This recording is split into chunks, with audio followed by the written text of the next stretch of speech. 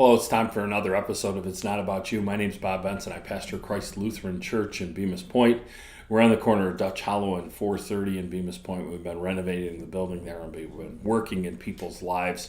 It's been really interesting to watch growth happen. We've been talking about selflessness, what it really is and how we live it out. Selflessness is the opposite of selfishness. We live in a pretty selfish society today. We want what we want, and we know how to get it. If you're selfless, you start to think less about yourself and more about others around you. And I think that's really good. It takes the focus off what I want, and it puts the focus on what others need.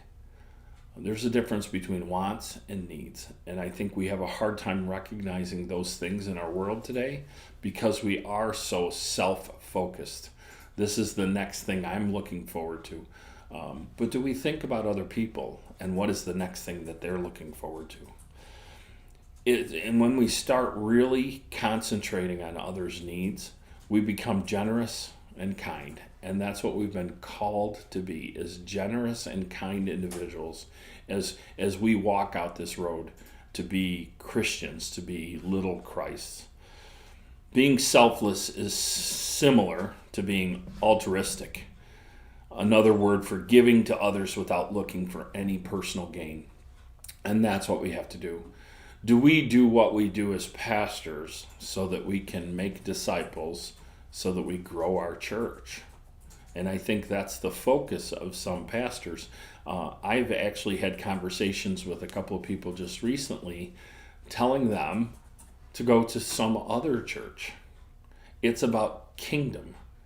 And it's not about whether they come in the doors or darken the doors of our church. It's about whether they have a great relationship with Jesus Christ. And if they can develop that relationship someplace else, do we hurt the kingdom by hanging on to them? I think sometimes we get so focused, we think about success, and I know God measures success completely differently than I do.